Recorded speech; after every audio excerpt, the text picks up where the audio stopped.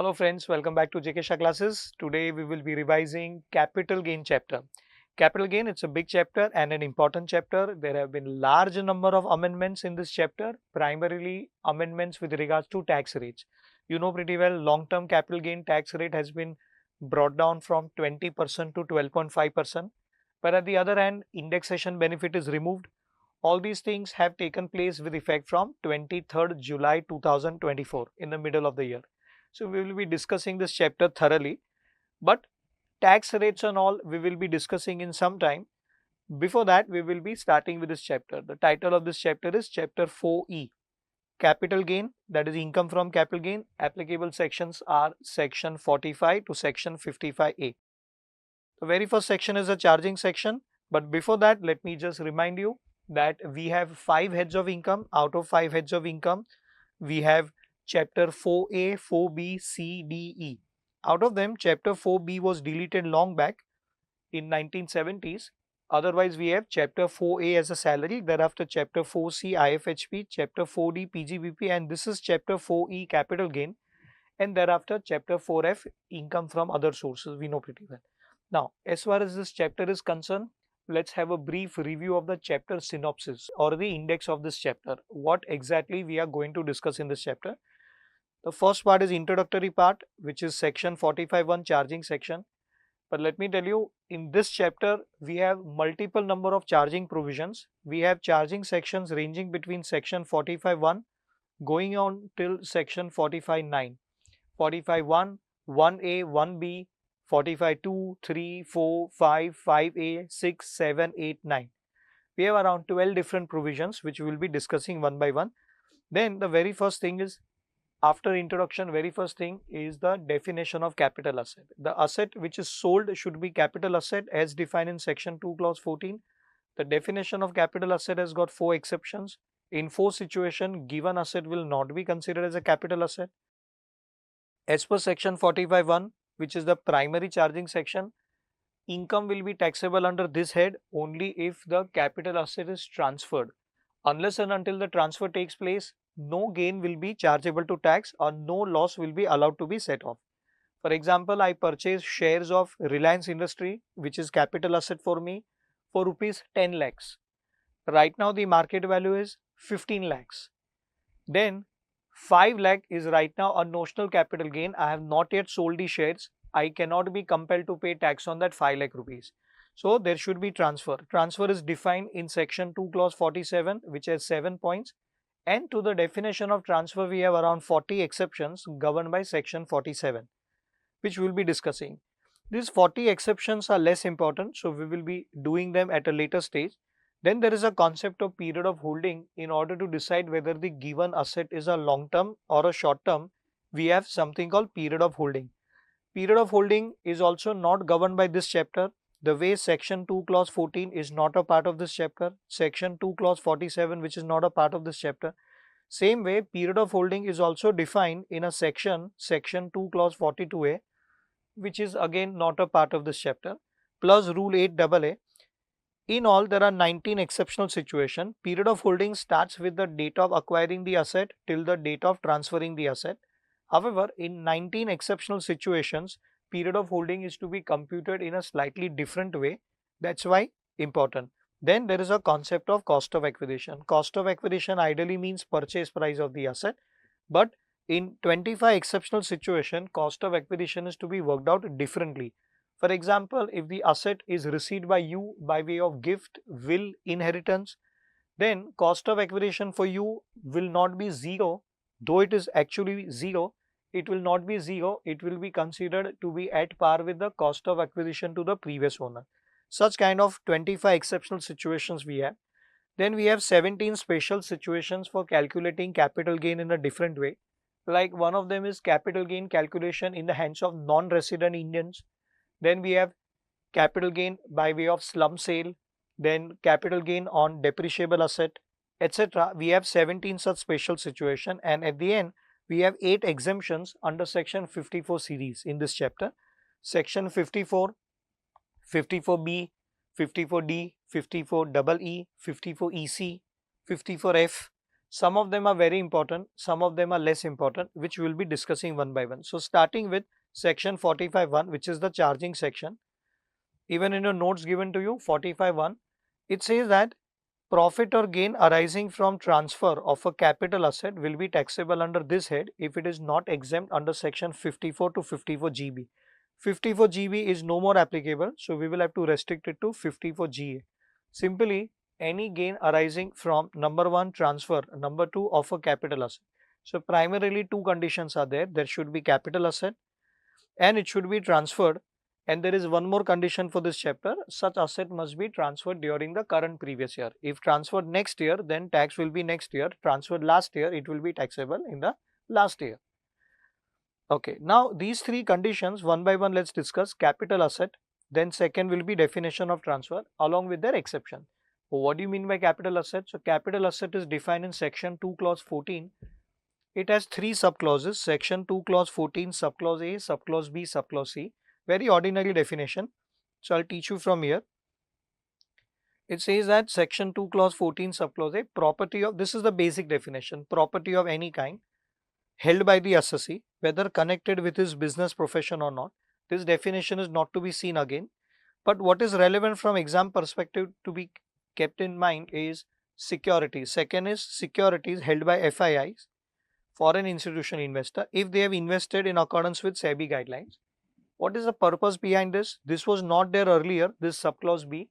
This was introduced by Arun Jaitley ji in AY 1516. Idea is that for FII, generally securities should be stock in trade because this is their main activity. Being stock in trade, gain should be taxable under the head PGBP, whereby tax rate given in section 112A, 112, etc. should not have been applied, lower tax rate. And being FII, it's a foreign company, the tax rate on the gain without indexation should have been 40% till last year. This year onwards 35%, being a foreign company. Simply they should have been taxed at a higher rate, but government has given them an assurance that in spite of you being FII, though this is your regular activity, then also securities held by you, mainly equity shares, will be considered as a capital asset. And subclause C, ULIP, unit linked insurance plan, provided that is maturity proceeds of unit linked insurance plans would be taxable under this head, provided they are not eligible for the exemption under section 10(10)(d). Section 10 clause 10(d) as per 4th and 5th proviso to 10(10)(d). What is 4th and 5th proviso to section 10(10)(d)? When is the exemption not available on ULIP?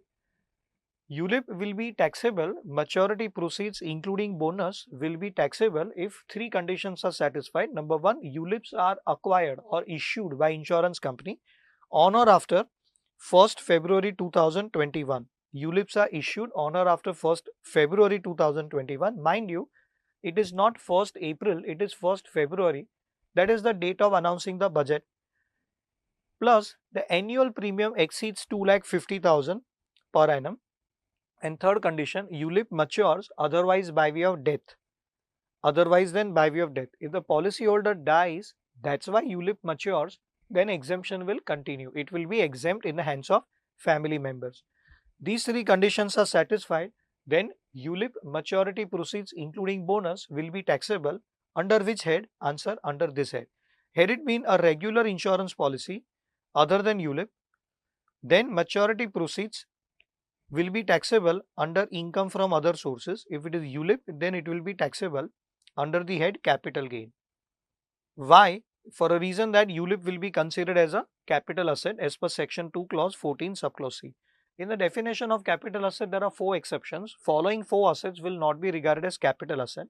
Number one, any stock in trade, including raw material, including consumables, or any other than securities held by FII that we already discussed. Any stock in trade, whether opening stock, closing stock, whatever, WIP, will not be regarded as capital asset, will be regarded as stock in trade. Income therefrom will be taxable under the head PGBP, will not be taxable under this head. Personal effects.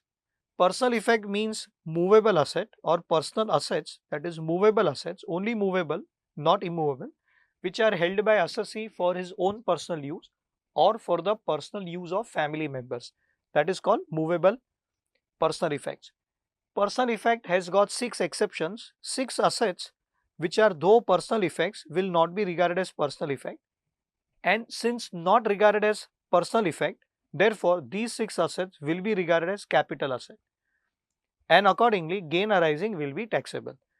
Personal effect ideally would mean your personal wristwatch, AC, TV, refrigerator at home, microwave oven, grinder mixture, toaster, etc. These assets other than immovable property.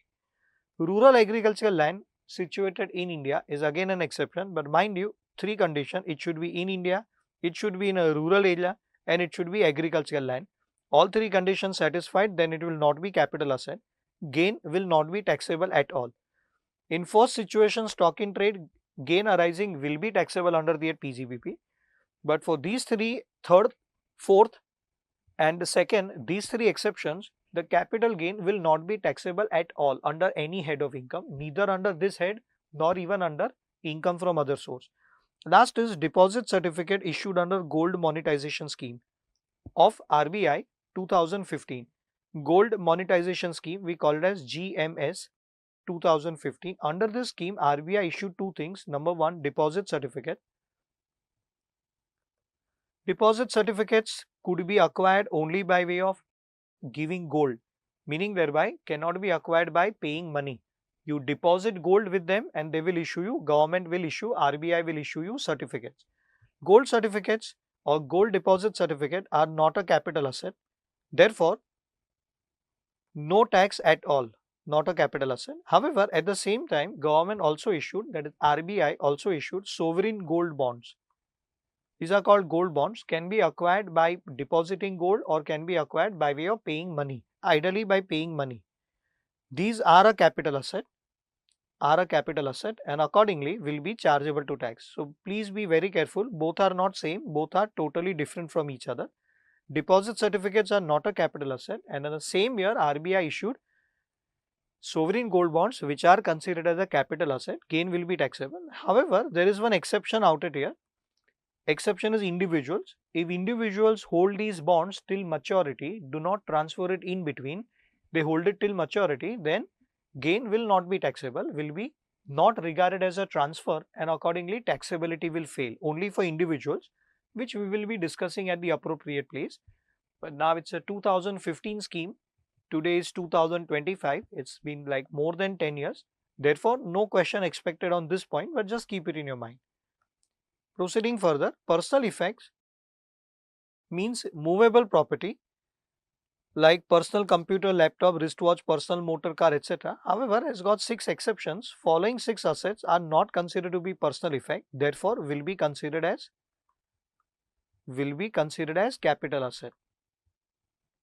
Considered as a capital asset and will be chargeable to tax under this head only. Jewelry.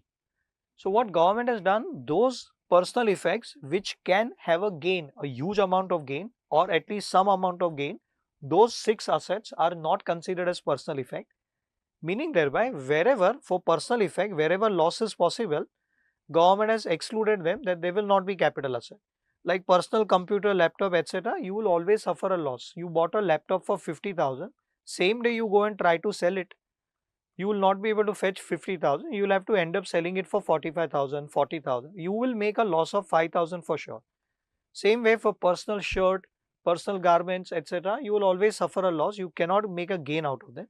So whatever personal assets where gain is possible, like immovable property, jewelry, drawings, paintings, archaeological collections, sculptures, work of art, they will not be considered as personal effect, therefore they will be considered as a capital asset. So idea is that whenever there is a loss possible, government says is a personal effect or personal effect, personal asset, no gain taxable, no loss allowed.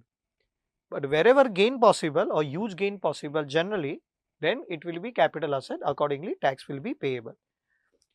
Okay, so these are the capital assets will not be regarded as capital asset. One of them is rural agricultural land, which is defined, but that definition of rural agricultural land is relevant only for inter CA point of view, not relevant for final CA. So we are ignoring it. Proceeding further. Now, after this definition is over and exceptions are over, in your notes is given this way. There is a note whether shares will be considered as a capital asset or a stock in trade, meaning thereby income arising therefrom will be taxable under the head capital gain or will go under the head PGBP. So for that, it has been always a dicey issue, grey area. CBDT has issued couple of circulars. The latest circular was issued on 29 February 2016, leap year. CBDT clarified that the option is given to assessee, let assessee decide. But once assessee decides, lifetime assessee will have to follow that option. Sometimes what assessee used to do, whenever there is a gain, positive income, assessee would try to show it as a capital gain to avail lower tax rate. But whenever there is a loss, capital loss can be set off against only capital gain. There is a limited possibility of set off or limited potential. Therefore, whenever there is a loss, assessee would try to show it as PGBP loss, business loss, so that he can openly set it off against other heads of income. So government says this practice is not acceptable. You cannot keep on changing your stand. Let assessee decide. Once assessee decides, same stand to be followed or adopted by assessee for subsequent years also. Stand can be changed, but only if there is a strong reason for that. However, just for the sake of your knowledge, there is a Supreme Court decision in case of sharekhan.com as well as in case of Motilal Oswal that a person who is a share broker, a person who is a trader, for him, some shares or certain shares can be considered as capital asset if he maintains a separate demat account, and some shares can be considered as stock in trade whereby income would be taxable under the head PGBP.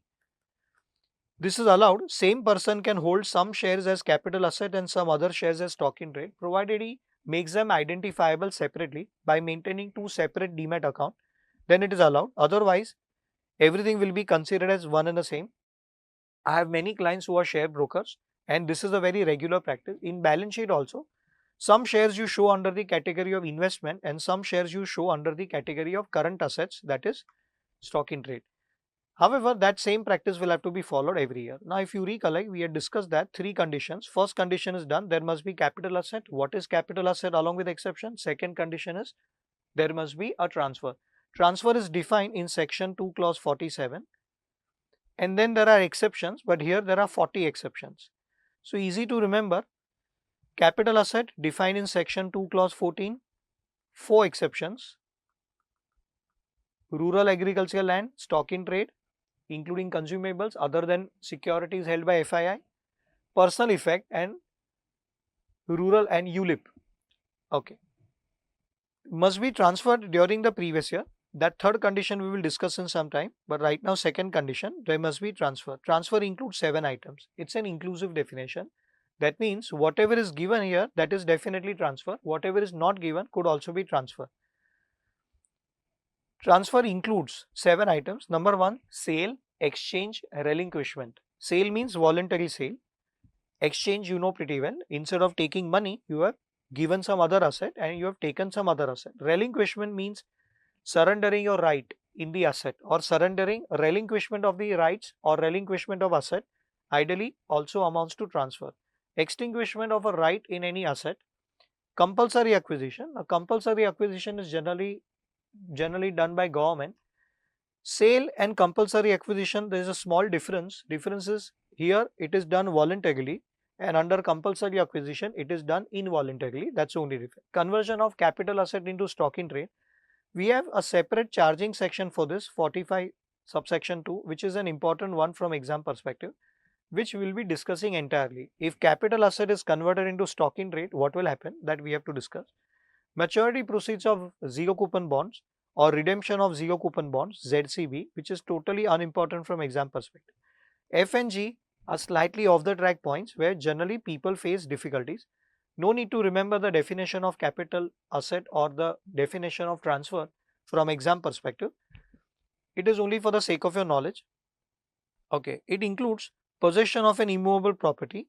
Transfer includes possession of immovable property, and the last one is again applicable for immovable property. Last 2 points are applicable for immovable property. It says here possession of an immovable property by virtue of any transfer or by virtue of any transaction referred to in section 53A of Transfer of Properties Act 1882, TOPA it is called as, section 53A of TOPA, whereby there is a part performance of the contract. What do you mean by part performance of a contract? In any contract of transfer, the seller has to transfer the peaceful possession, custody has to be given, and the buyer has to make full payment. Plus, buyer and seller both combined together have to enter into an agreement for immovable property.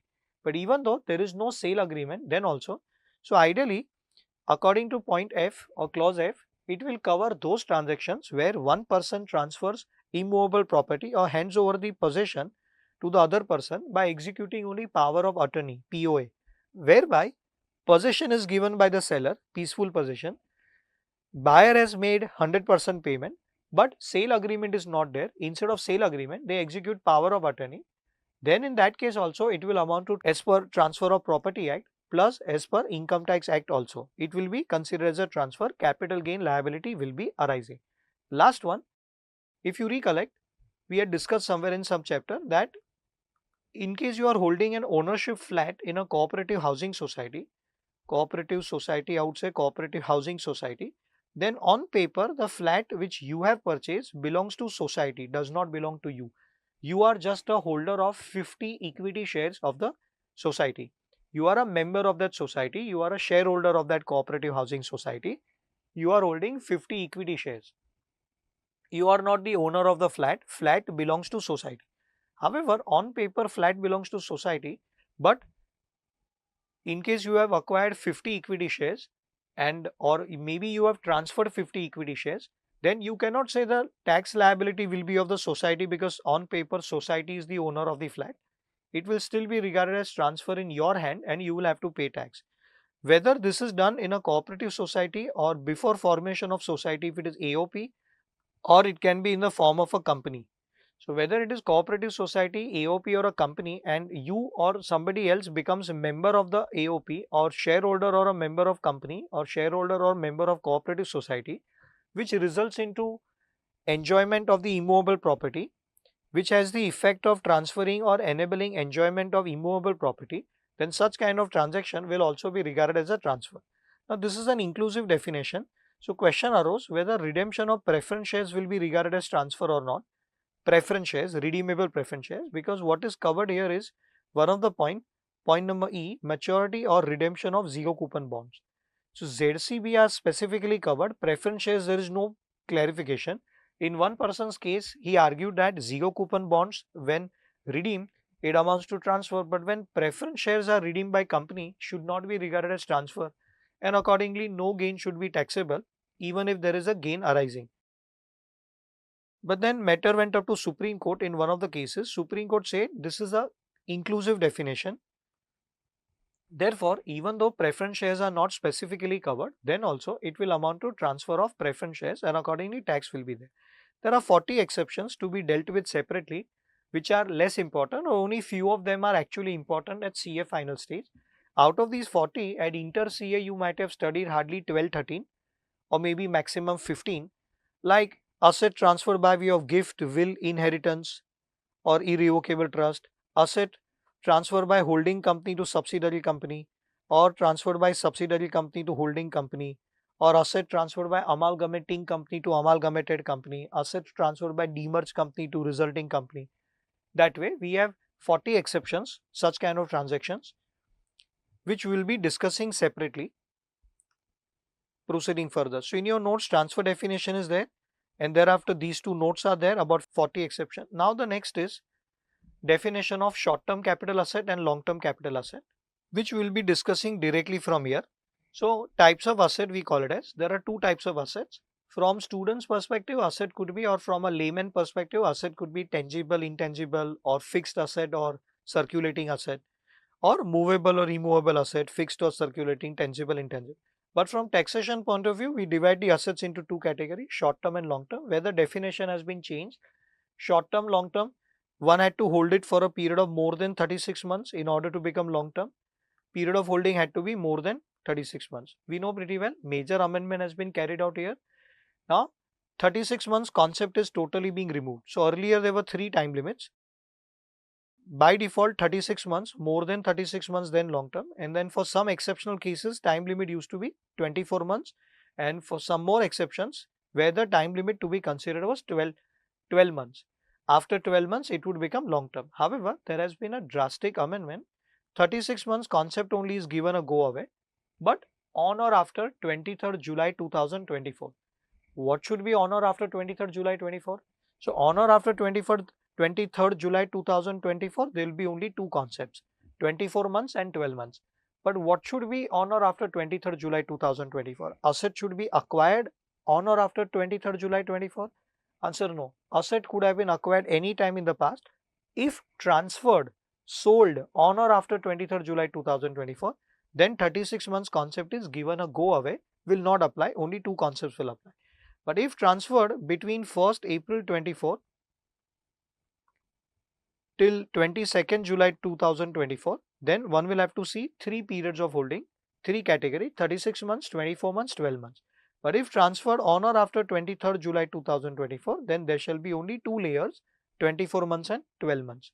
One by one we will be discussing. So resulting into two types of asset, short-term capital asset, which is defined in section 2 clause 42A, and long-term capital asset, which is defined in section 2 clause 29AA. And accordingly, there will be short-term capital gain defined in section 2 clause 42B and long-term capital gain defined in section 2 clause 29B. 229AA, 229B, 242A, 242B. Short-term, short-term. So actually, out of these four categories or four definitions, only one thing is defined properly. Rest all is fill in the blank. What is defined properly in the act is only short-term capital asset. Rest all is opposite of that. So what is long-term definition? So answer, long-term means asset which is not a short-term, is a long-term. And what do you mean by gain arising? What do you mean by long-term capital gain? So long-term capital gain means gain arising on transfer of long-term asset. What is short-term capital gain? Answer, gain arising on transfer of short-term capital asset. So ultimately everything depends upon section 2 clause 42A. So according to section 2 clause 42A, short-term asset means the one whose period of holding is up to 36 months, and long-term would mean period of holding is more than 36 months. Mind you, people are able to remember everything, but what if the period of holding is exactly 36 months? If it is exactly 36 months, it will still be called as short-term. 36 months concept is applicable only if asset is transferred up to 22nd July 2024. If transferred on or after 23rd July 2024, then new definition will be applicable, whereby the by default period is 24 months. Now, how to define the period of holding? The period of holding is defined in explanation to section 2 clause 42A. Section 2 clause 42A defines what is short term, and then explanation to it defines how to calculate period of holding. So period of holding is the most important thing. However, before we proceed further, there were some exceptions to the above rule, whereby given by way of proviso to section 2 clause 42A, whereby period of holding instead of 24 months or 36 months will be different. Instead of 36 months or 24 months, in following four cases, the period of holding shall be substituted by 12 months. So earlier it was instead of 36 months take 12 months, and now it is instead of 24 months you take 12 months. Which four assets? Out of them, first one is listed security, most important one.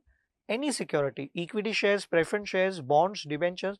But later on we will come across one section called section 50AA, which says unlisted debentures. Unlisted debentures will always be regarded as short term, but that is unlisted. So right now we are talking about listed security, any security, bonds, debentures. Indexation may not be available on bonds and debentures, but right now we have not come to that concept. We are not discussing about indexation. We are discussing how to decide whether long term or short term.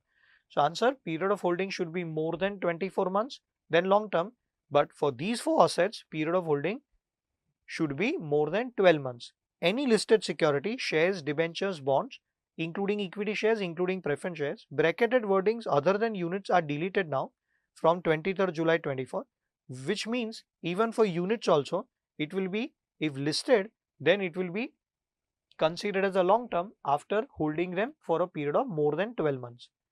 Or government security, provided all of these are listed. Second is units of equity oriented fund. I call it as EOF, equity oriented fund. We have a separate chapter. I have recorded a separate video on all these things, title as special provisions for stock market transactions, where you will see all these things along with the tax rate applicable to them, along with what all amendments have been made. That's an important chapter. Please do have a look at it. It is titled as special provisions for stock market transactions. Units of UTI, and zero coupon bonds. Zero coupon bond has always been unimportant from exam perspective. Up till now, not a single question has ever come. Same thing for units of UTI, questions don't come. Ideally, two things to be remembered, where the period of holding should be more than 12 months in order to be classified as long-term capital asset. All listed securities, including units, and second is units of equity oriented fund, whether listed or not listed. Once they are equity oriented, of course equity orienteds are always listed, but whether listed or not listed, period of holding to be applied will be 12 months. Then so and so. Then there was one more proviso which said instead of 36 months, you apply 24 months in case of unlisted company shares and immovable property. However, this third proviso has become redundant. Why? Because here instead of 36 months, we had to replace it by 24 months. However, no need to do that because 36-month concept only is given a go away. Now there is no 36 months. So replacing it by 24 months does not arise. It is 24 months by default for all the assets. Okay. So up to 22nd July 2024, as far as shares are concerned, what was the rule? We had to consider whether listed or not listed. Listed then 12 months, unlisted then 24 months. And as far as units were concerned, we had not to bother about listed or not listed. We had to bother about whether equity oriented or not. If equity oriented, then 12 months, even if not listed, and non-equity oriented, even if listed, we had to consider period of holding to be 36 months. So shares 12 months and 24 months, units 12 months and 36 months. That was the concept. However, if transferred on or after 23rd July 2024, the concept is changed for all financial assets. All financial assets. Earlier it was only for shares. Now for all financial assets, if listed then 12 months, not listed then 24 months. Remember this in a shortcut way. For all non-financial assets, it will be 24 months. Non-financial assets 24 months, financial assets listed then 12 months, not listed then 24 months. 36 months concept is given a go away. This one particular slide, you can take a screenshot of this. This is what is important from exam perspective. Easy way to remember. There could be one or two small exceptions which we will discuss. Financial assets, if listed then 12 months, not listed then 24 months. There are some exceptions like section 50AA, which talks about unlisted debentures. Unlisted debentures will always be considered as short term, irrespective of anything, if they are not listed. Even if period of holding is more than 24 months, then also they will not become long term, always short term capital asset. So barring these exceptions, for other assets, for all financial assets 12 or 24, and non-financial assets like jewelry, building, plant machinery, etc. Of course, non-depreciable asset is also an exception. Exceptions we will discuss as and when we come across. So bullion, jewelry, building, etc. will be 24 months. Land. So now there are only two categories, 12 months and 24 months. 36 months is totally deleted. So it can be tabularized in this form. Number one, all listed security other than units. Earlier it was 12 months, now also 12 months other than units. As far as units are concerned, if equity oriented units or units of UTI, irrespective of whether listed or not listed, earlier it was 12 months, now also 12 months, whether listed or not listed. Okay. Third one is units of business trust. Here there is a major amendment. Earlier units of business trust were always used to attract 36 months period of holding. Now it will be 12 months because they are units. Okay, it's been changed. Financial asset it is, and it is listed.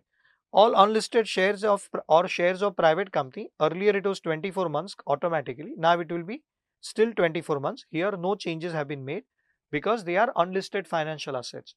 Earlier they were categorized as unlisted shares. Now they are to be categorized as unlisted financial assets. All unlisted bonds and unlisted debentures, for these two assets, these are exceptions. Section 50AA will be applicable. Earlier it was 36 months, and now 36 will not become 24 months. Now it will always be short term. It will never become long term as per section 50AA. I have mentioned it also. And for unlisted government security, earlier it was 36 months, now it will be 24 months because it is unlisted financial instrument or financial asset. Any other financial asset other than the above, like units of hybrid mutual fund, units of debt oriented mutual fund, gold ETF, silver ETF, earlier it was 36 months by default, now it will be all 24 months because they are financial assets. Financial assets, these are all Listed or not listed, 24 months to be applied. All depreciable asset, earlier also it was always short term, now also always short term. Here period of holding not to be checked. Bullion, jewelry, etc. These are non-financial instruments or non-financial assets. Earlier it was 36 months, now it will be 24 months. As we already discussed, non-financial assets. Immovable property, land, building, flat, bungalow, row house, earlier 24 months, now also 24 months. Here no changes have been made, but the characterization is changed. Earlier it was immovable property, now it is to be called as non-financial asset. Okay, then we have this Allahabad High Court decision of 2013 of Rama Rani Kalia. What had happened was, here assessee acquired one property in year 1 under leasehold as a leasehold asset, means assessee took it on rent.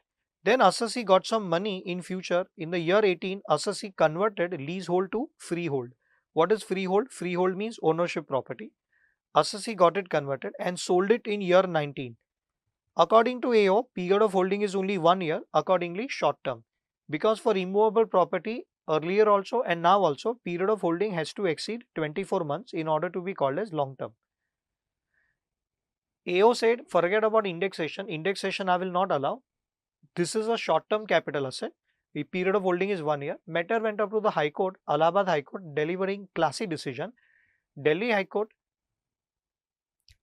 Allahabad High Court stated that the period of holding will start from the year in which assessee acquired it for the first time, even though acquired as a leasehold, then also, and not as a freehold, then also, period of holding will start from year 1 and will come to an end in year 19. It's a 18-year period of holding, 18 years.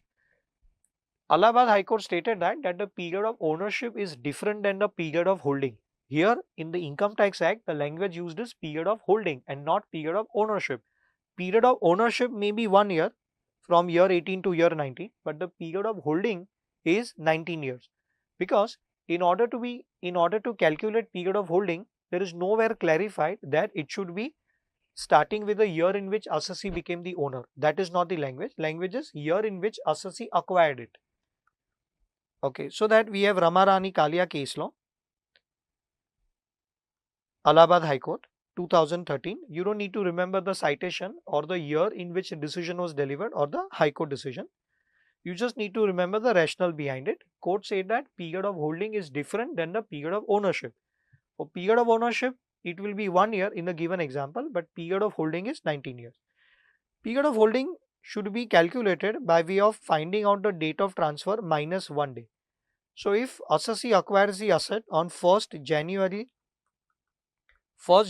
2015 and sells it on 1st January 2016. In such situation, period of holding is not 1 year and 1 day. It's not 1 year and 1 day. It is 1 year 1 day minus or date of transfer minus 1 day.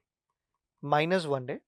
Reason is that here Mr. X acquired it on this day and then he sold it to Mr. Y. From this day, Mr. Y becomes the owner.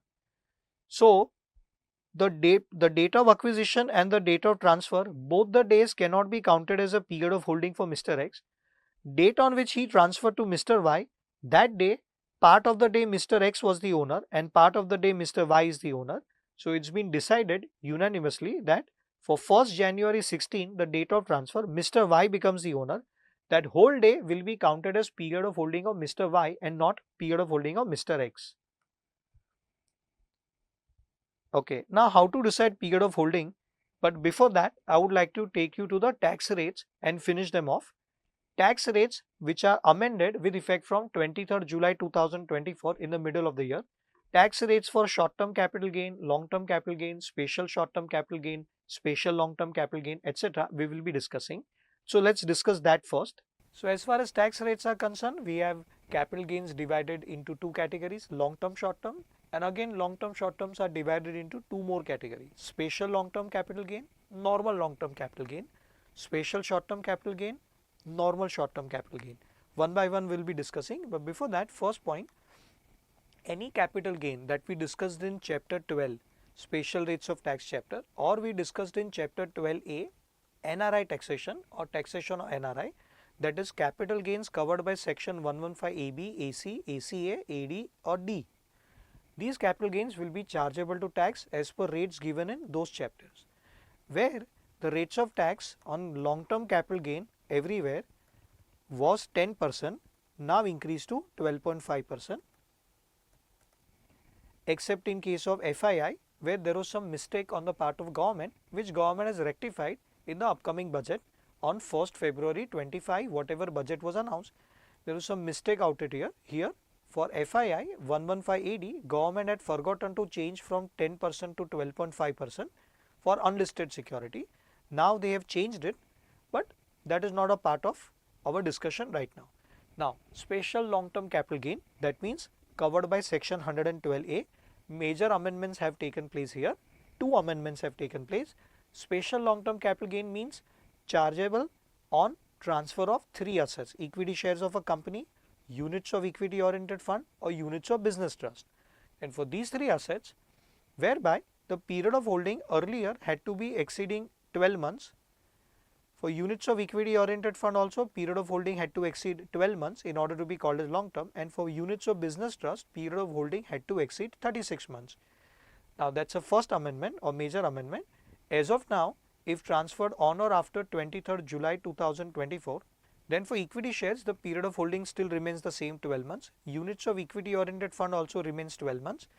For units of business trust, if transferred on or after 23rd July 2024, they will become long term after completing period of holding of 24 months. Okay. If securities transaction tax STT has been paid on the same, then such long term capital gains exceeding 1 lakh rupees were taxable at the rate of 10%. Now instead of 1 lakh rupees, the threshold limit has been increased to 1,25,000, but 1,25,000 has been increased not with effect from 23rd July 24. This higher limit of 1,25,000 will be applicable from the 1st April 2024 and not from 23rd July 24. Rate has been increased from 10% to 12.5%. Rate will be applicable if transferred on or after 23rd July 24, but the basic exemption limit here for this long term capital gain has been increased from 1 lakh to 1,25,000 from the beginning of the current year. So if transferred up to 22nd July 2024, then period of holding will be this much.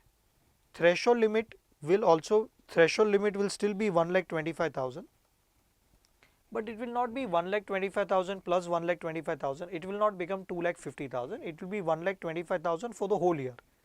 Exceeding 1,25,000, earlier were taxable at 10%, now will be taxable at 12.5%. That is the effect. Of course, without claiming indexation, without claiming chapter 6A, without claiming rebate under 87A, and without setting off unexhausted basic exemption limit against such long term capital gain in case of non-resident. So if the assessee is resident individual or resident HUF, then unexhausted basic exemption limit can be availed against such long term capital gain.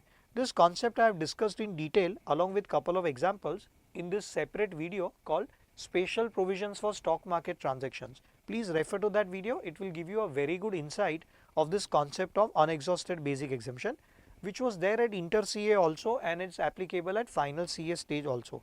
So these are the changes. So technically 3 changes have been made.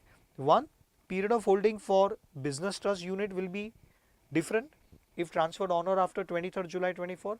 Tax rate will be different. Instead of 10%, it will become 12.5%. And third thing which has been amended from the beginning of the year, not from 23rd July 24, is the increase in the threshold limit. From 1 lakh it has been increased to 1,25,000. 3 amendments have taken place with regards to capital gain covered by section 112A. So now onwards one will have to be very careful about it. Even in the IT return also there will be bifurcation, and in case you are using a software to file IT return, software will also give you, or software will ask you to fill up the date of transfer. Condition of STT will not apply in case of units or business trust units or equity oriented units or shares, any of these 3 assets if transferred through a recognized stock exchange located in an international financial service center, and the sale consideration is entirely received in foreign currency, then STT condition will not apply. Without securities transaction tax also, the benefit of 1,25,000 will be available, and the benefit of lower tax rate of 12.5% or 10% will be available. If it is not covered by section 112A, that means the gain is arising not from transfer of these three assets, from transfer of any other long-term asset, or arising from maybe transfer of these three assets only, but STT is not there except in case of transfer through international recognized stock exchange located in International Financial Service Center. Then section 112 will be applicable. Even in 112 section also, rate of tax was 20%, now brought down to 12.5%, but earlier it was with indexation, now it is without indexation if transferred on or after 23rd July 2024. That's a major amendment. So two amendments, rate has been brought down to 12.5% and indexation benefit is taken away. However, indexation benefit will continue to be available if transferred up to 22nd July 2024. So while solving the question in exam, you will have to be very careful with regards to the date of transfer. Other long-term capital gains, we will call them as, will be taxable at 20% if transferred before or on 22nd July 24, or 12.5% if transferred on or after 23rd July 2024. Then there was one proviso to section 112 stating that in case of listed securities other than units and zero coupon bond, the tax rate was 10% without indexation benefit optionally, but this proviso is deleted now because it has become redundant. Now for each and every asset, each and every long-term asset which is not covered by 112A, it will be taxed at 12.5% without indexation. So now question arises, what is the difference between 112A and 112? Both the places rate of tax is 12.5% only. Answer, the difference is of threshold limit. Here exceeding 1,25,000 is taxable. Here there is no such exemption limit. Entire amount will be taxable. Indexation will not be allowed at either places. Tax rate is also same. Period of holding to be taken into account is also same. Then the difference is with regards to threshold limit. Okay. Now very important thing. Even though indexation benefit is taken away, is removed on or after 23rd July 2024, then also other benefits will continue to remain applicable. Other benefits like benefit of substituting original cost of acquisition by FMV of such asset as on 1st April 2001 will continue to be available. Meaning thereby, if asset was acquired on or before 31st March 2001, that is any time before 1st April 2001, then we have one concept which you all know pretty well. Then the cost of acquisition of such asset will be either actual cost of acquisition, original actual cost, or FMV as on 1st April 2001, whichever is higher. That benefit will continue to be applicable even after 23rd July 24. That has not been changed. Benefit of exemption under section 54, 54F, 54EC will also continue to be available. This is called as rollover benefit.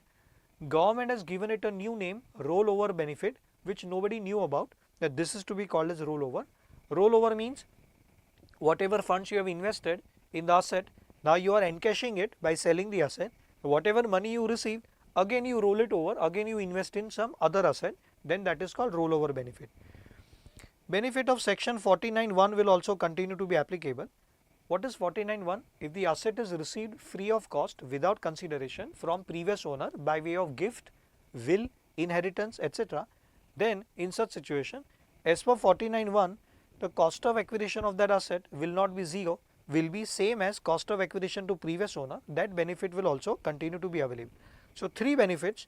Number one, if acquired before 1st April 2001, then substituting the original cost by its FMV as on 1st April 2001, that benefit will continue. Second, benefit of exemption upon reinvestment or rollover benefit will also continue.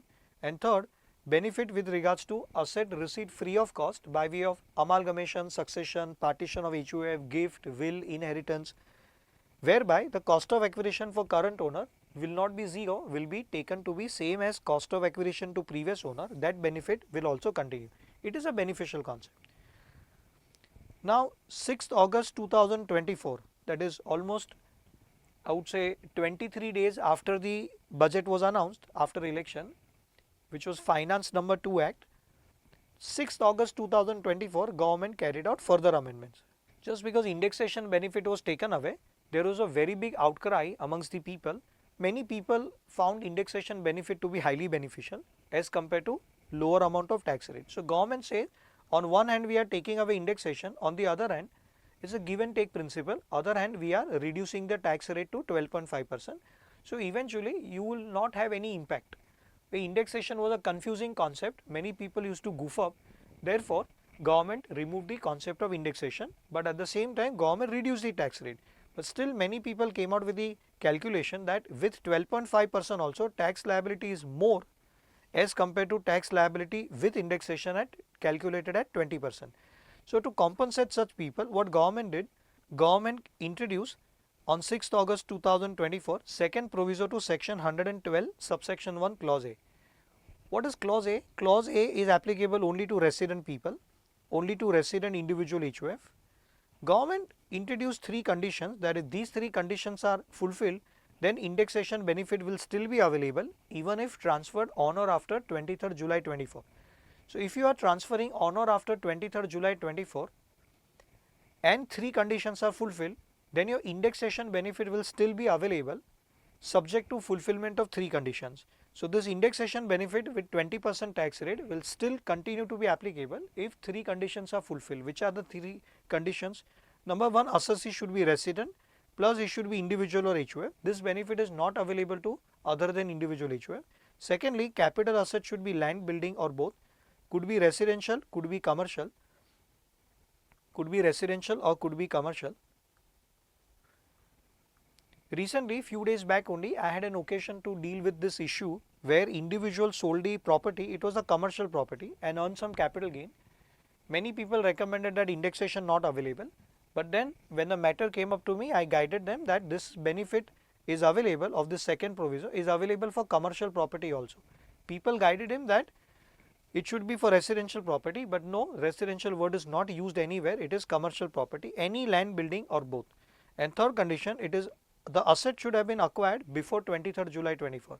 So if anybody who now acquires the asset after amendment, anybody who now acquires the asset and sells it, then indexation benefit compulsorily will not be available and compulsorily 12.5% tax rate will be applicable. These three conditions are very important. This entire proviso is very important from exam perspective. Please keep it in your mind. Then at the option of the assessee, this is optional, it is not mandatory. Till 22nd July 24, indexation was allowed. It was 20% with indexation compulsory. 23rd July 2024 onwards, 12.5% without indexation versus 20% with indexation, whichever assessee wants to opt for, at the option of the assessee, provided these three conditions are satisfied, benefit is given once again only to individuals and HUF and that to resident. Tax payable will be lower of the following two, 12.5 without indexation or 20% with indexation.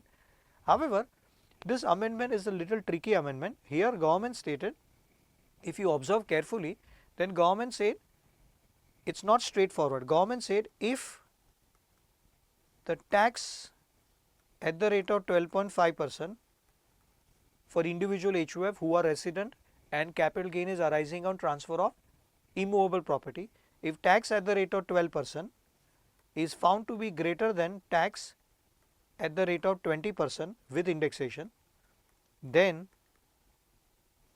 excess tax shall be ignored. Excess tax shall be ignored. This is the amendment. What does this mean? That means excess tax will have to be ignored. Other benefits will not be available. Meaning thereby at 20% with indexation, if you are getting a negative answer, if you are getting a loss, and 12.5% without indexation you are getting a gain, negligible gain, but there is a gain, there is a tax payable. But as at 12.5% there is a gain, that means without indexation there is a gain and with indexation there is a loss. Then what to do? Then loss will not be allowed to be set off or carried forward, because it does not say that assessee can compute his income under these two options at the option of assessee. This option is not for computing income, option is for computing tax, and that too excess tax is to be ignored. That is the amendment. So if there is an excess tax payable at 12.5%, then your excess tax you ignore.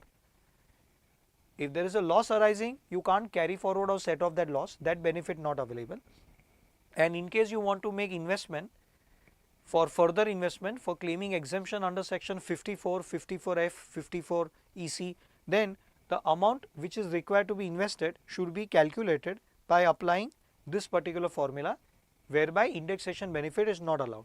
So for doing two things, you will have to follow or you will have to calculate capital gain without indexation. Number one, for the purpose of deciding how much loss is allowed to be carried forward or set off, for calculating loss, and number two, for calculating how much is required to be invested for claiming exemption under section 54 series. For these two things, compulsorily you will have to compute without indexation. Okay, so if you observe all these three conditions, which are very important, three conditions. So what kind of asset is this allowable? Above amendment on 6th August 2024, applicable from 23rd July 24. This benefit is only for individual HUF, not for others. If assets is a company, partnership firm, LLP, then compulsorily 12.5% without indexation. If transfer takes place on or after 23rd July 24. And if the transfer takes place on or before 22nd July 24, then old concept with indexation 20% will be compulsory. That's the first observation. Secondly, this benefit is only for residents. This benefit is not available for non-residents. And thirdly, this benefit is only for land building or land plus building, only for immovable property, whether residential or commercial, not for other capital assets. If you are selling shares, then this benefit is not available, indexation will not be allowable. Now proceeding further, this benefit is given in section 112 subsection 1 clause A by way of inserting second proviso. Clause A is applicable only for residents. Therefore, this interpretation is derived that whatever government has introduced is applicable only for resident people. Now some people ask this question that where is it mentioned that it is only for residents? Answer, it is not directly mentioned anywhere. In section 112 there are various clauses. 112 subsection 1 clause A, clause B, clause C. Clause C is for non-residents and company, non-resident and company. Clause B is for companies, resident company. Clause A is for resident individual HUF. So this proviso is inserted in clause A. Therefore, the interpretation is it is only for resident individual HUF. Okay. Now understand, it states that what does this proviso say? Says that above mentioned three conditions are satisfied, then if tax calculated at the rate of 12.5% without indexation is more than the tax computed at 20% with indexation, then excess tax shall be ignored. That is the language used. It's a tricky amendment, which means excess tax arising, ignore it. Any other benefit will not be available arising because of indexation. This means that if there is a long-term capital loss arising because of indexation, benefit of set-off carry forward of such LTCL will not be allowed, will be lapsing. Only excess tax under new scheme to be ignored, no other benefit will be allowed. Even for the purpose of making investment under section 54, 54 EC, 54F, one has to take into consideration the long-term capital gain without indexation only and not LTCG with indexation. Only for tax computation purpose you can calculate with indexation at 20% if you are going to pay tax. Then we discuss about long-term capital gain entirely. Special long-term capital gain, then section 112A. Other than special long-term capital gain, then section 112. This is for three assets: equity shares of a company, units of equity oriented fund, units of business trust, and this is applicable for all other assets, other capital assets other than these three, or applicable on these three assets also if other conditions are not satisfied, like condition of STT is not satisfied. Then now 111A, short term capital gain. Tax rate on short term capital gain arising on transfer of same three assets: equity shares of a company, units of equity oriented fund, or units of business trust. If STT has been paid, then will be taxable or were taxable at the rate of 15% if transferred up to 22nd July, and will be taxable at 20% rate if transferred on or after 23rd July 2024. Here there is no change except of the rate. It's a very ordinary point. The period of holding of units of business trust undergoes changes. What is the new period? You know pretty well. Any other short term capital gain other than the capital gain covered by 111A. That means on three assets STT paid, then 111A. If other than these three assets, then it will fall under this category, other than 111A. Or even if arising on these three assets, short term capital gain arising on transfer of these three assets, but STT is not paid at the time of transfer, then also, like if it is off market transaction, I transfer it from my demat account to your demat account by taking money, then it will be not covered by section 111A because of lack of STT. then will be considered as a normal income and will be taxable at normal rates as are applicable to the assessee. There is no special rate for short term capital gain. Special rate is applicable only for long term capital gain. So, two types of short term capital gain also we are done with. Now, what if there is a capital gain arising on transfer of virtual digital asset, for which we have a separate section 115 BBH, capital gain whether long term or short term arising on transfer of virtual digital asset. Virtual digital asset will include all cryptocurrencies, Bitcoin, Ether, etc., DT or DTC or DTD, whatever you call it as, dollar, Tether. Okay. Virtual digital asset will include NFT also, non-fungible token. Whatever may be the name, you know what is cryptocurrency, you know what is virtual digital asset, will be taxed at a flat rate of 30% plus surcharge and health and education cess at the applicable rate, but no deduction will be allowed for any expenditure incurred except for cost of acquisition like transfer expenses, brokerage, etc., paid to the exchange. To the exchange, that is the way we have stock exchange, we have exchange for virtual digital asset also like CoinSwitch, Kuber, WazirX, etc. Any brokerage paid will not be allowed. No Chapter 6A deduction will be allowed. And two important things, if there is a loss arising from cryptocurrency, loss will lapse, it will not be allowed. Loss arising from transfer of virtual digital asset will lapse, cannot be set off against other incomes and cannot be carried forward also. No set off and no carry forward, nothing doing. And in case there is a loss under other heads and here there is a gain arising on transfer of virtual digital asset, then that also cannot be set off. Loss under other heads cannot be set off against gain from virtual digital asset. Gain arising from virtual digital asset will have to be paid tax at the rate of 30% flat rate compulsorily irrespective of anything else. Long term, short term, answer, long term, short term will depend upon period of holding, but it does not matter because for a reason tax rate is 30% irrespective of whether long term or short term. Loss from transfer of one virtual digital asset cannot be even set off against gain arising from another virtual digital asset. So, what does this mean? Understand this. This is also something which is a hidden thing which you need to understand.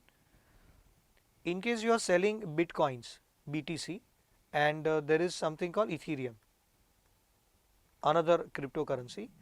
From Bitcoin, you sold, sale consideration is 100 lakhs and the purchase price was or cost was, let's say 80 lakhs. You have a capital gain of 20 lakh rupees. 20 lakh. Compulsorily it will be capital gain. It will not be regarded as PGBP income or IFOS income unless trading into virtual digital asset is a full-time activity of the assessee. From Ethereum, sale consideration is again 100 lakh, but cost of acquisition was 122 lakhs. So, there is a loss of 22 lakhs. What to do? Answer, these two cannot be set off against each other. Ultimately, assessee has a 2 lakh rupees of loss, 20 lakh gain from Bitcoin and 22 lakh of loss from Ethereum. After setting off against each other, there will be a loss of 2 lakh rupees. Though assessee has suffered a net loss from this activity, this loss to be ignored completely, and on this 20 lakh, assessee will have to pay 30% tax. So, this is a killing thing. So, one, government ultimately wants to discourage people from trading into virtual digital asset. Government is not in a position to ban this. That's why government has imposed a higher tax rate. 115 BBH we have already discussed in detail in a chapter called Chapter 12. There is a separate video on this titled as Special Provisions for or Special Rates of Tax for Non-Residents, etc. Chapter 12, Special Rates of Tax. I have recorded a separate video for that. Please go and have a look at it. I am revising it here briefly but not in detail. Okay, so these are the tax rate. Whatever we discuss, everything is covered in your notes. Whatever is covered in the bold italic, that is the amendment. With that, tax rates applicable to this chapter are over. Now, primarily what we have to discuss in this chapter is now the definition of transfer. We had 40 exceptions governed by section 47, that will be little time consuming. Then period of holding, section 2 clause 42A, explanation to section 2 clause 42A, period of holding in different situation, and ultimately we have to transfer or we have to discuss 17 special situations where capital gain to be computed in a different way like slump sale, etc., and 8 exceptions or 8 exemptions from capital gain chapter covered by section 54 series. Now, having done the difference between long term, short term, considering the period of holding without discussing 19 exceptional situations where period of holding is to be computed differently. Now, let us jump to calculation of capital gain part. Let's finish off that first. So, we have a format for calculating short term capital gain given in section 48. What is the format? Format is very straightforward. Start with sale consideration, which is to be called as FVOSC, full value of sale consideration. Full value of sale consideration FVOSC, whether received or receivable, minus transfer expense like brokerage, stamp duty, registration charges, etc., exclusively incurred on transferring the asset. Balance will be your net sale consideration. From the net sale consideration, subtract two things: cost of acquisition and cost of improvement, COA or COI. Balance will be your short term capital gain or short term capital loss. Now, the section 48, which describes this format, has got 7 provisos. What are these 7 provisos? Let us understand. First proviso, which we will be discussing in detail in a chapter called Special Provisions for Non-Residents. So, Rule 115A, read with proviso 1. See, it is second proviso out of 7 provisos. Second proviso talks about indexation, that indexation will be allowed. Second proviso has been amended now. First proviso, it says no indexation if following conditions are satisfied. Condition 1, assessee is a non-resident or a foreign company. Second condition, asset is shares or debentures of Indian company acquired in foreign currency. If these 4 conditions are satisfied, then indexation will not be allowed and capital gain will have to be computed in a slightly different manner. Which 4 conditions? Number 1, assessee should be non-resident. Second, asset is shares or debentures. Third condition, shares or debentures are of Indian company. And the fourth condition, these are acquired in foreign currency. Then capital gain, whether short term or long term, will have to be computed in a slightly different way. Capital gain will have to be computed in foreign currency. All these figures, sale consideration, transfer expense, cost of acquisition, all these figures which are available in Indian rupees, convert them from Indian rupees to foreign currency, calculate capital gain in foreign currency. Whatever is the answer, long term or short term, capital gain amount, which is right now in foreign currency, reconvert it back into Indian currency. So, convert all the figures from Indian currency into foreign currency, same foreign currency in which investments were originally made, whether it is dollar or it is Liga, Japanese yen or any currency or euro. Convert from Indian currency to foreign currency, that's step number 1. Calculate capital gain in foreign currency. The answer which you get, that you reconvert back into Indian currency. This procedure is described in Rule 115A. Which conversion rate to be applied? Currency conversion rate to be applied will be of State Bank of India. It will be average rate, average of buying rate and selling rate. Okay, we have discussed it in detail in this chapter called Special Provisions for Non-Resident. Have a look at that.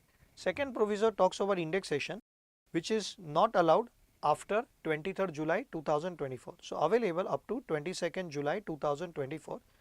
Otherwise, after 23rd July 24, this proviso is deleted now. Not deleted, but amendment is made that this proviso will apply only up to 22nd July 24. Third proviso, which talks about section 112A, which we are just done with, read with grandfathering of cost of acquisition.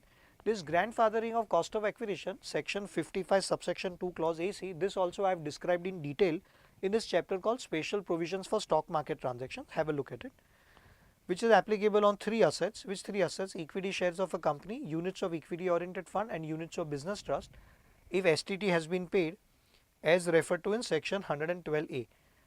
Okay. Then LTCG to be computed in a normal way, but while computing tax, subtract first 1,25,000, whether sold before 22nd July or after 23rd July, will be taxable at 10% up to 22nd July or 12.5% without availing rebate under section 87A. 12.5% will apply on or after 23rd July 24. And as per section 55 subsection 2 clause AC, grandfathering of cost of acquisition, which we have discussed in detail with 6 examples when we come to that chapter, or in case you have already watched the video of Special Provisions for Stock Market Transaction, you must be knowing about it and you have studied it at Inter CA also, that if these assets are acquired on or before, which 3 assets? These assets, if acquired on or before 31st January 2018, 7 years back, then benefit of grandfathering of cost of acquisition will be available. Fourth proviso, no indexation benefit on bonds or debentures except in case of two types of bonds, capital index bonds and second is sovereign gold bonds. However, this entire concept becomes redundant. This entire proviso is deleted, no more applicable on or after 23rd July 2024. Now, indexation is not allowed on any asset. So, this exception which says not allowed on bonds and debentures subject to two exception, it does not matter only, it becomes totally redundant. Fifth proviso says that gain arising due to appreciation of rupee against foreign currency. If the rupee appreciates against foreign currency, which is a rare situation, normally rupee depreciates, but by chance if rupee is appreciated in a short term period, rupee can appreciate. On a daily basis it appreciates, depreciates, appreciates, depreciates. In a long run rupee depreciates, but in a short run if the rupee has depreciated, then don't worry about it. If rupee has appreciated against foreign currency and because of that there is some gain arising, extra gain, how there can be gain because of appreciation of rupee, I will tell you. At the time of redemption of rupee denominated bonds, whatever we are discussing in this fifth proviso is applicable only for rupee denominated bonds, and that too at the time of redemption and not otherwise. If rupee denominated bonds are transferred on a person to person basis in a secondary market, then this proviso does not apply. Proviso applies only when there is a redemption, meaning thereby the bondholder holds the rupee denominated bonds till the date of its maturity, which is also called masala bonds. Then such gain will have to be ignored for non-residents, ignored in the case of non-resident. But if there is a loss because of rupee depreciating against foreign currency, then it is not to be ignored. Loss you take into account, gain arising will have to be ignored. What is it? Let's try to understand. Fifth proviso to section 48, applicable only for non-residents because rupee denominated bonds can be acquired only by non-resident. If there is an appreciation of rupee against foreign currency, then gain arising because of that, because of rupee denominated bonds, because of appreciation of rupee will have to be ignored for the purpose of calculating full value of sale consideration. Let's try to understand. Suppose any assessee non-resident invested in rupee denominated bonds of Indian company, $7 lakh he brought to India. $7 lakh when he brought to India, at that time the currency conversion rate was 80 rupees. So the moment he enters into India, moment he brings $7 lakh, he will have to compulsorily get them converted into foreign currency. 80 rupees is a rate applicable. At that time 560 lakhs, that is 5 crore 60 lakh will be the amount in terms of Indian rupees. He acquired the bonds worth 560 lakhs. Bonds will be denominated in terms of rupees only. Now at the time of redemption, the bond issuing company will be liable to pay 560 lakh Indian rupees and not $7 lakh. That is a key feature of rupee denominated bonds, that investment will be in dollars, foreign currency, but the redemption will be in Indian currency. So Indian company will pay back 560 lakh rupees to the bondholder who is non-resident in India. Now at the time of currency conversion, the rupee has appreciated and the rate of rupee has dropped down to 70 rupees by chance, 70 rupees. Now how much will you be taking back in terms of, this is 70 rupees per US dollar. How much will you be taking back in terms of dollar? In terms of dollar, he had brought $7 lakh. Now in terms of dollar, he will take back $8 lakh. So how much is the gain arising due to redemption or due to appreciation of rupee against foreign currency at the time of redemption of these bonds? Earlier it was, so how much is taking back now? $8 lakh as against $7 lakh investment made. $1 lakh is the gain. This gain will have to be ignored. This never happens, but it is given in the act. If it happens by chance, then ignore this gain. Do not count it as a full value of sale consideration. Full value of sale consideration will be $7 lakh only and not $8 lakh.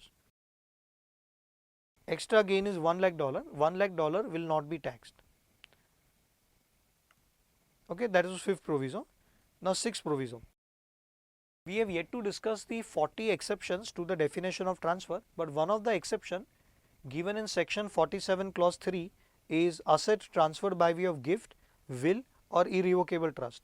One person transfers the asset to the another person by way of gift, will or irrevocable trust, then according to section 47 clause 3 it will not be regarded as transfer. Accordingly there won't be any tax. if there is a gain, and no loss will be allowed to be set off or carried forward if there is a loss. If there is a gain, don't pay tax. If there is a loss, will not be allowed to be set off or carried forward. Such loss will lapse because such transaction of transferring the asset by way of gift, will, irrevocable trust is not regarded as a transfer.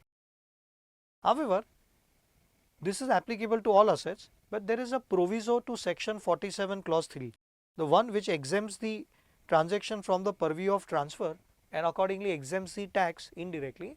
It has one proviso. Proviso says if there is a gift of securities, if there is a gift of securities which were received by employee under employee stock option plan or employee stock option scheme, and he gives it to somebody, gifted by such employee to anybody, then it will be regarded as capital gain or it will be regarded as a transfer, will no more be exception to the definition of transfer, it will be regarded as a transfer.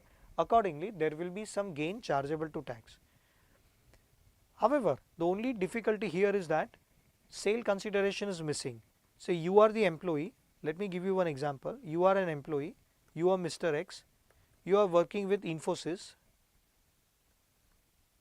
Infosys is your employer, you are the employee, they gave you its shares, shares are worth, market value of the shares is 20 lakh rupees, they allotted to you for or offered for 12 lakh rupees. Then what to do? The answer in such situation, 12 lakh rupees, you are benefited to the tune of 8 lakh rupees. You being an employee of Infosys, 20 lakh worth of shares are allotted to you for 12 lakh rupees, 8 lakh rupees is your benefit.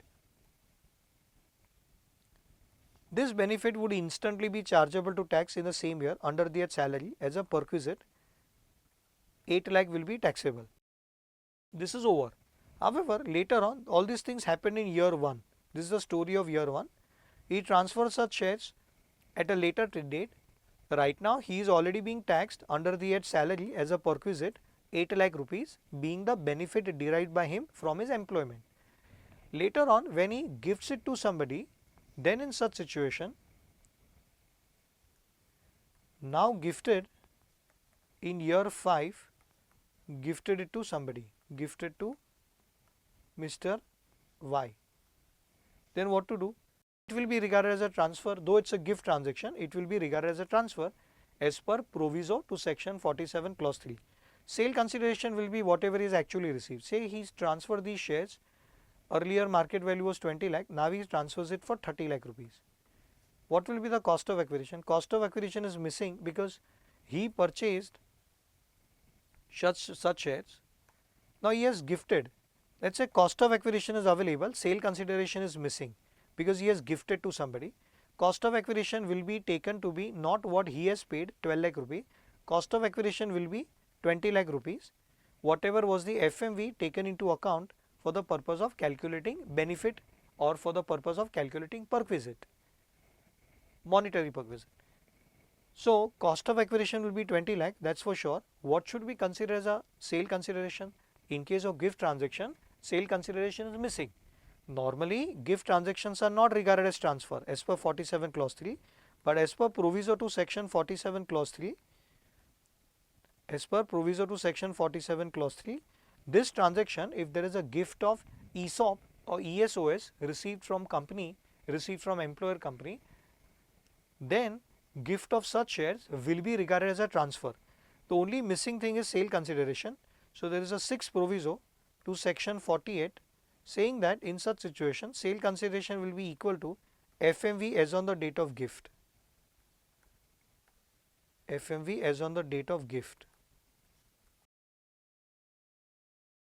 And FMV supposingly is 32 lakhs, then FMV is 32 minus 20 lakh cost of acquisition or index cost of acquisition, 12 lakh rupee will be the capital gain on which he will have to pay tax. So we have this 6th proviso. If a capital asset is transferred by way of gift, will, inheritance, it is not regarded as transfer as per 47 clause 3, but as per proviso to 47 clause 3, if there is a transfer of ESOP received by employee under employee stock option benefit or under employee stock option plan, then such gift transaction sale consideration is missing though it is regarded as transfer. According to Proviso 6, in case of such gift of ESOP or ES, full value of sale consideration will be equal to FMV of such securities as on the date of gift or as on the date of irrevocable trust.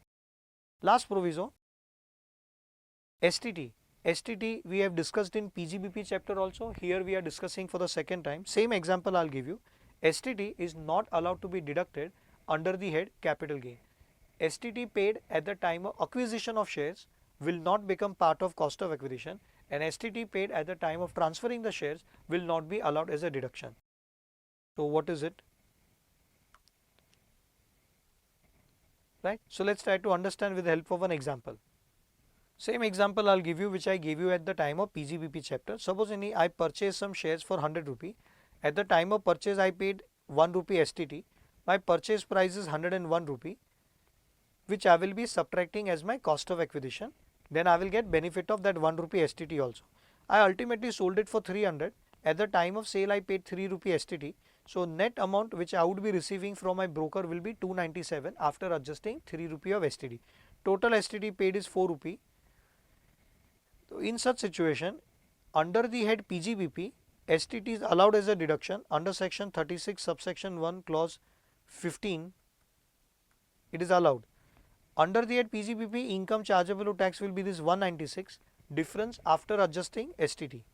But in case when it comes to capital gain chapter, if taxable under the head capital gain chapter, then amount taxable will be 200 without considering indexation benefit. Then there is this proviso to section 48 clause 3 with effect from AY 24-25 stating that cost of acquisition will not include or cost of improvement shall not include any deduction claim under chapter 6A or any interest claim as a deduction under section 24 clause B. Idea is to avoid double taxation.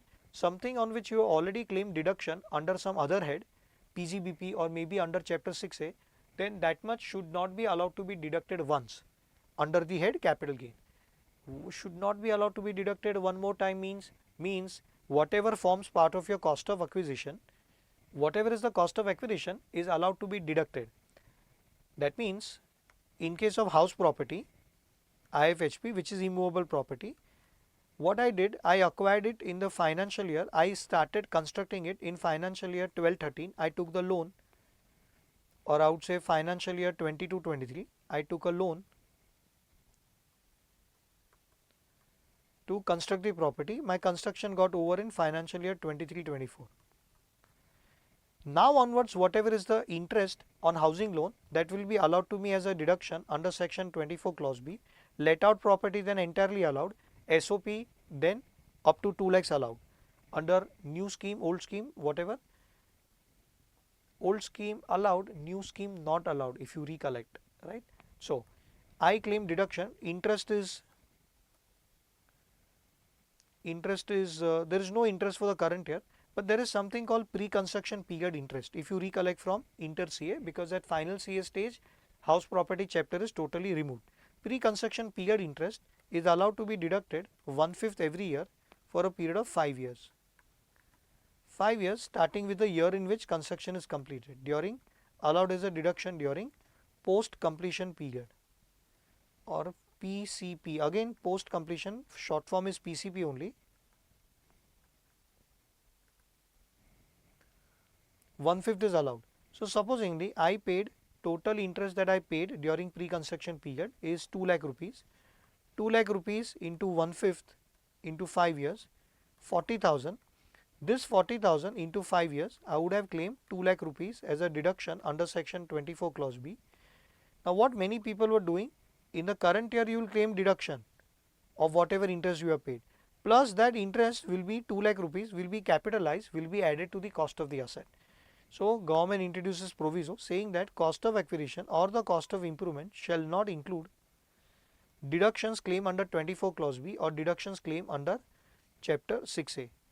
Under chapter 6A there are some deductions available, section 80EE, 80EEB, those deductions will not be allowed. Next is which this is unimportant question, if institute wanted to ask they would have asked already, but now no more expected. Then following table for cost inflation index number, years are given, cost inflation index number or plainly index numbers are announced by central government considering 2001-2002 as the base year. Earlier 91-92 was the base year. Now 2001-2002 is a base year. 81-82 was a base year. Now 2001-2002. Earlier one not to be remembered. Okay, now if you want to remember index numbers, then remember for the first year and the last year, rest all will be given to you. 24-25 it is 363. 25-26 financial year it is yet to be announced. Let the financial year 24-25 come to an end. Thereafter government will think of financial year 25-26. What is the formula to find out index cost of acquisition and what is the formula for index cost of improvement? Formulas are very simple. Start with cost of acquisition multiplied by index number of the year of transfer divided by index number of the year of acquisition. Same formula for index cost of improvement, multiply the actual cost of improvement by year of transfer CII, CII of the year of transfer divided by CII of the year of improvement. Everything is same, the only difference is here we take index number of the year of acquisition and here we take year of improvement. Acquisition can be once, improvement can be multiple times, therefore the year in which improvement cost is incurred, that year's CII will be taken as a denominator. Indexation is not allowed in 10 exceptional situations or 14 situations now. So most important is this indexation benefit not available in case of short term capital asset and not available if capital asset is transferred on or after 23rd July 2024 except in case of assessee covered by proviso to section 48. Okay, remaining assets are unimportant, so I will quickly glance through them. Second one is deleted, it has become redundant, applicable for bonds and debentures. Third is depreciable asset governed by section 50-50A to be discussed separately. Third, now fourth is transfer of entire undertaking under slum sale. Slum sale is also an exception, here indexation is not allowed. For depreciable asset not allowed, slum sale not allowed in case of short term capital asset, not allowed in case of shares or debentures of Indian company which are acquired in convertible foreign currency by non-resident, first proviso to section 48 which we discuss, read with rule 115A.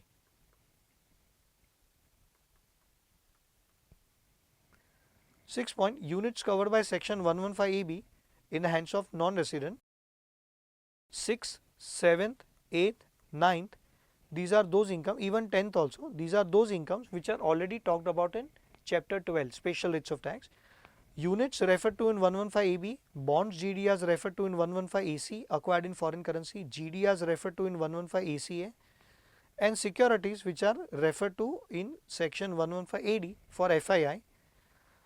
These places indexation not allowed. Next one is virtual digital asset. We just discussed the rate of tax on virtual digital asset, 30% flat rate. On that also indexation not allowed. Foreign exchange assets covered by section 115D, NRI taxation. NRI taxation means chapter 12A. Here also indexation benefit is not allowed. Long term capital gain covered by section 112A. There though it is mentioned only that indexation is not allowed. I have all these points, no, they are scattered all throughout the chapter. I have gathered them under one roof for your benefit.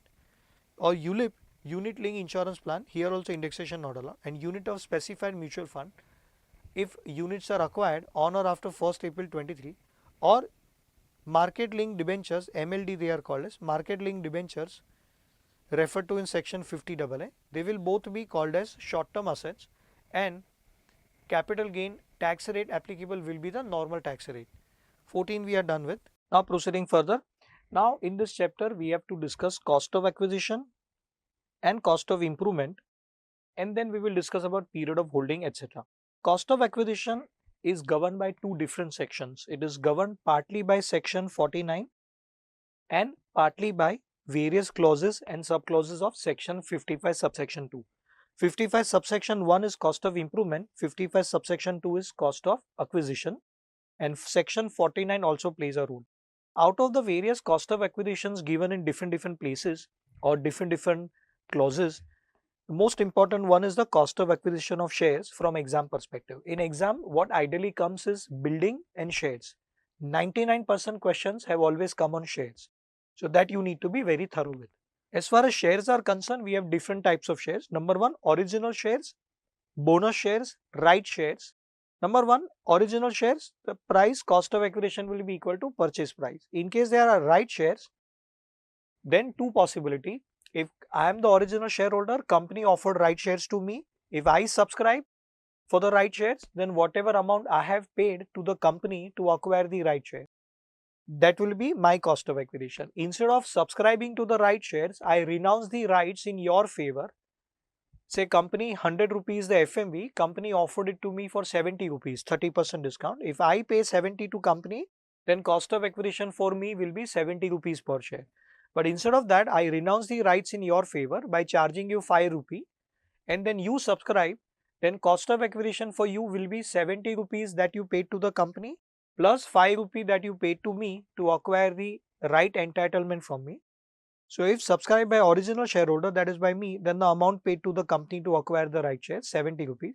If subscribed by third person, that is renouncee of the right entitlement, I am the renouncer, you are renouncee, then amount paid by you to company 70 rupee plus amount paid to the renouncer 5 rupee. Total cost for you will be 75 rupees. Cost of acquisition of right entitlement, which itself is also an asset, which is intangible asset. Cost of acquisition will be nil.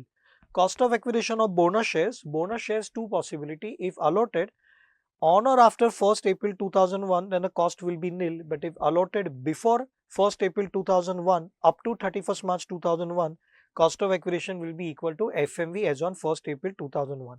Section 55 subsection 2 clause AB, cost of acquisition of shares acquired on demutualization. Demutualization, or you can call it as a corporatization of stock exchange. So you are the shareholder, you have now become the shareholder, you are actually a member of a recognized stock exchange.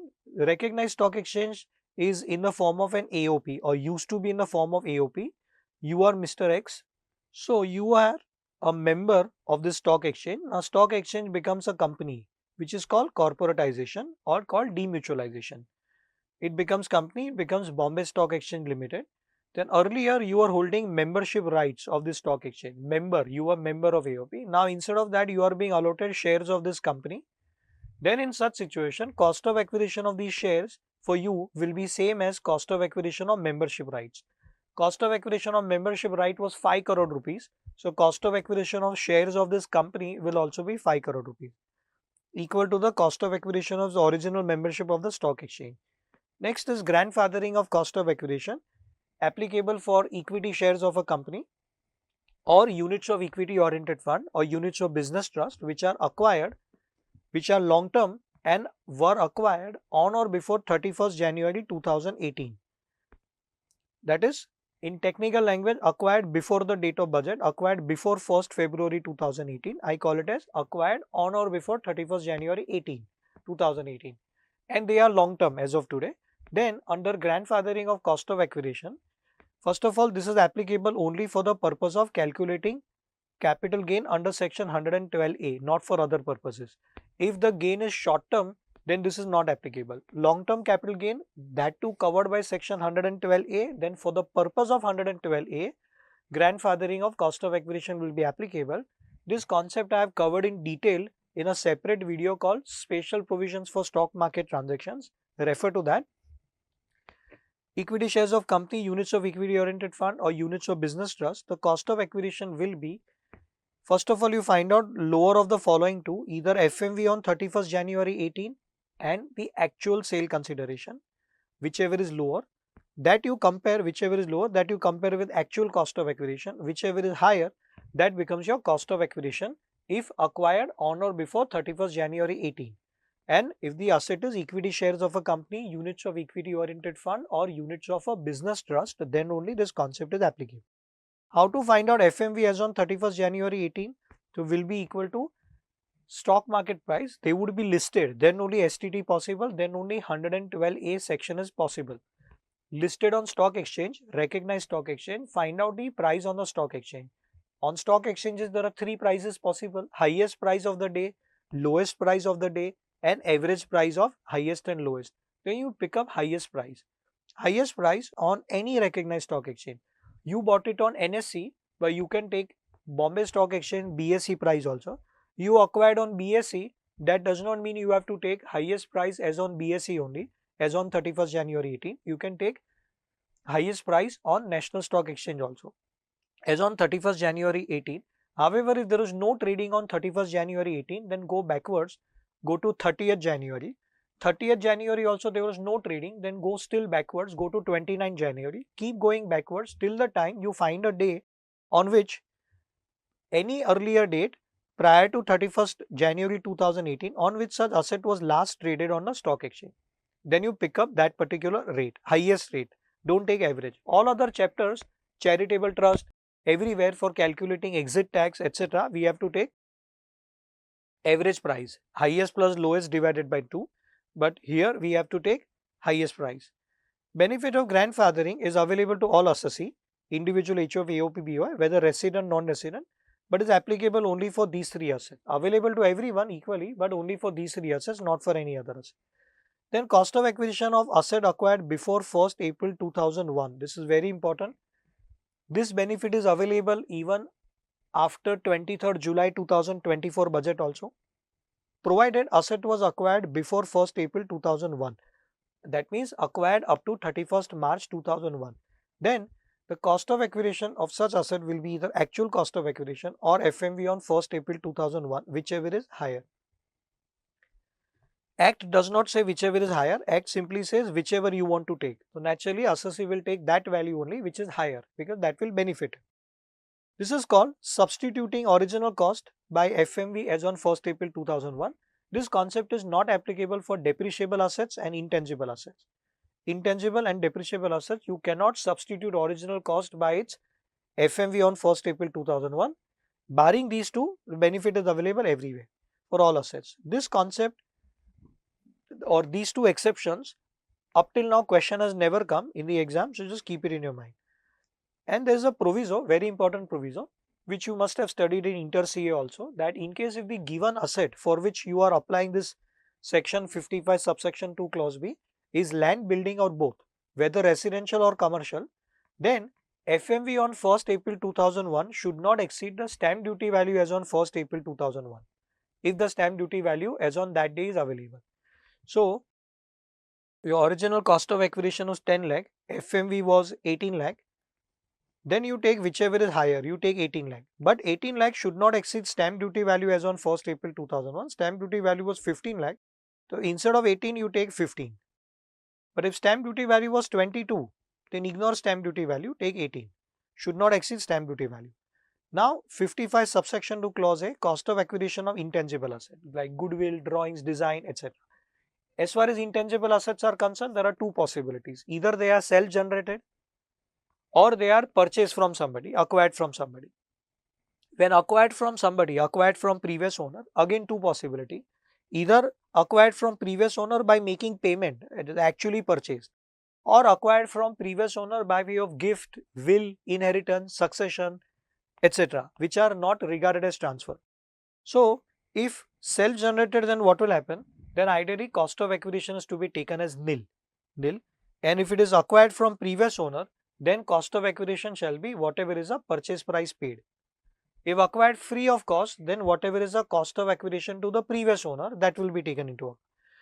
So by paying consideration, no, then it is very straightforward. You actually paid money. For example, let's say JK Shah classes. The goodwill of JK Shah classes over a period of last 40 years is now taken over by Veranda Enterprise, Veranda Learning. So Veranda Learning will be, Veranda Learning has paid some amount, let's say 200 crore rupees for acquiring goodwill of JK Shah classes. Then that 200 crore for JK Shah classes, it is a self-generated goodwill. A Veranda Enterprise or Veranda Learning, for them, this goodwill is purchase goodwill by paying consideration. Then cost of acquisition will be equal to purchase price paid 200 crore. 55 subsection 2 clause A subclause 1. But in case if inherited, that is acquired without paying consideration, then cost of acquisition will not be 0. Cost of acquisition will be equal to cost to the previous owner. 55 subsection 2 clause A subclause 2. Cost of acquisition of previous owner. So for example, Veranda Learning merges with some other company, amalgamates with some company, amalgamated company. So goodwill of JK Shah classes purchased by Veranda for 200 crore. Now the ownership gets changed from Veranda Learning, it becomes say ABC Learning. Then in such situation, cost of acquisition for ABC Learning, amalgamated company, will be same as cost of acquisition to previous owner Veranda, that is 200 crore. There is some proviso which is not to be referred. It was applicable for initial few years for AY 21-22 that Cost of acquisition of goodwill. If it was a depreciable asset, goodwill earlier was a depreciable asset, purchase goodwill, on which depreciation was allowed at the rate of 25% as per some Supreme Court decision. Now that decision is negated by government, that goodwill will no more be a depreciable asset. Therefore, goodwill of business profession up to AY 2021 depreciation was allowed, and if depreciation has been claimed, then the cost of acquisition of such goodwill on which depreciation was claimed will not be the original actual cost, but will be WDV as on 1st April 2020, or that is as on 31st March 2020, closing WDV. So goodwill was acquired for 200 crores and depreciation was claimed for 2-3 years, say 25%, say 1 year depreciation was claimed, 50 crore depreciation was claimed, 150 crore is a WDV. Now government says now no more depreciation, depreciation is no more allowed, no depreciation is allowed on or after 1st April 2020. So now in such situation, cost of acquisition will not be equal to 200 crore, the amount paid, but cost of acquisition will be equal to WDV as on 31st March 2020. However, if it is self-generated, then that's a problem. Then how to find out the value? The answer value will be 0. So earlier, this self-generated goodwill, this concept in the previous government used the word self-generated goodwill of business. They gave the names of assets. In the case of following assets, cost of acquisition will be 0.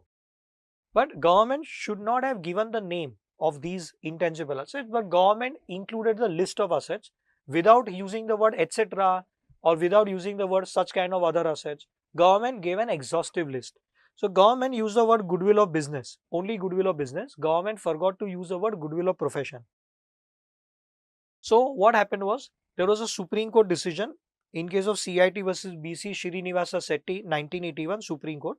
Supreme Court said that this is an exhaustive list. Any asset which is intangible, which is self-generated and not covered by this list, then any other self-generated intangible asset other than what is covered here, Income Tax Act was silent how to compute cost of acquisition, then cost of acquisition will not automatically be 0. Then in such situation, cost of acquisition according to Supreme Court cannot be worked out. Since cannot be worked out, the whole taxation machinery will fail and the capital gain will not be chargeable to tax at all. Goodwill of profession was one of the asset where Act was silent. However, Arun Jaitley ji and Nirmala Sitharaman ji combined together, they added the word profession also, goodwill of profession separately. And Nirmala Sitharaman ji went one step ahead, that she added other rights also. She added the word any other right, or here also she added, or any other intangible asset. These two wordings were added by Nirmala Sitharaman ji. So now everything is covered up in this left hand side box only. Nothing is left out for this right hand side box. So that Supreme Court decision will now fail to apply. Earlier Supreme Court decision was applicable for any other intangible asset not covered by government in this right hand side box. And now right hand side box has become totally exhaustive. Everything is covered up here. If not separately covered, then it will be covered under other intangible or other right category. So any intangible asset. So in fact, this whole list becomes redundant. Simply any intangible asset which is self-generated, cost of acquisition will be nil. So only three possibility. Possibility 1, self-generated, then cost of acquisition will be nil. Acquired from previous owner by making payment, then whatever is amount paid, and acquired without paying consideration, then cost of acquisition will be equal to cost to the previous owner. Now the next is cost of improvement. We are done with the cost of acquisition of all important assets. Balance part we will be discussing from next session onwards. In a sense, we will be covering it in part 2 and part 3. Right now, this part 1 of this revision of capital gain, I am ending here only. Thank you very much. Have a great time. See you in the next video with the part 2 of capital gain.